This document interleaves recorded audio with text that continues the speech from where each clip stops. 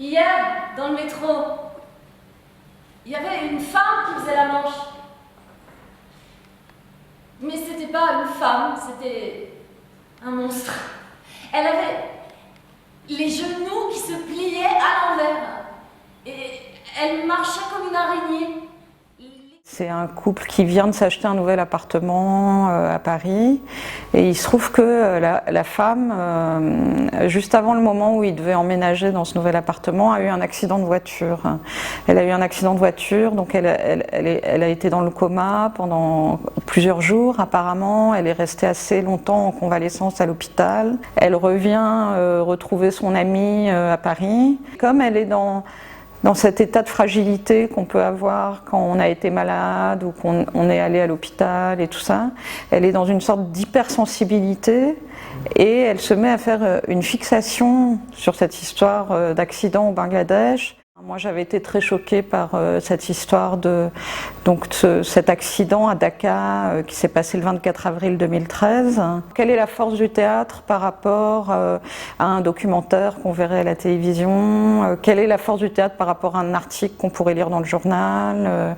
D'une certaine façon un peu pour ralentir justement, pour ralentir le temps, pour qu'on s'arrête sur un moment de l'actualité qui passe très très vite, qu'on pourrait avoir oublié 2 jours plus tard, alors que si on va au théâtre et qu'on prend le temps de raconter l'histoire d'une de ces personnes, tout d'un coup c'est une chose qui est beaucoup plus forte pour nous.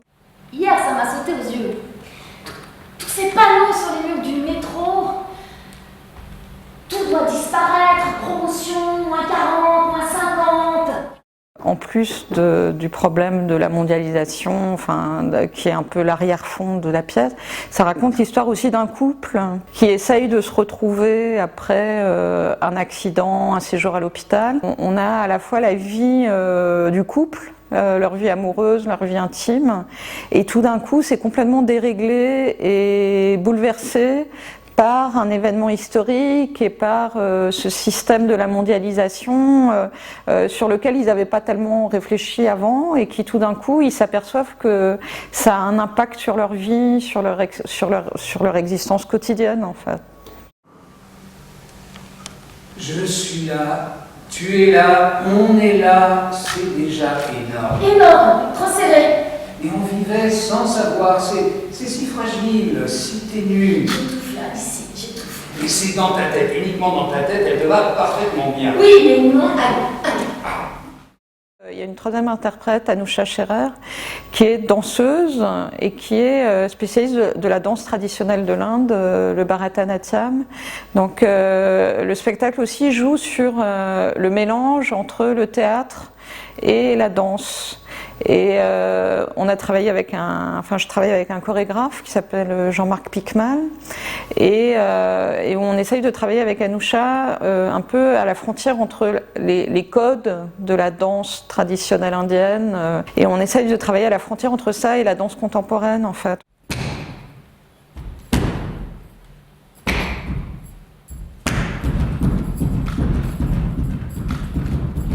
Violaine, elle est écrivain, mais elle est aussi musicienne. Et elle donne aussi des concerts de chant, etc. Elle est très sensible à la musicalité de la langue.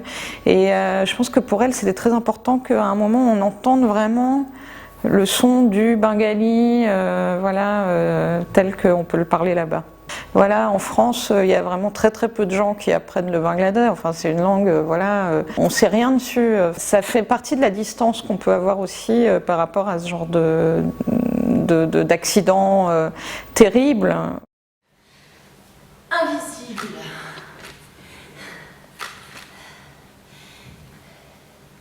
Glissière shorty microfibre en tropézienne isolante à balconnière.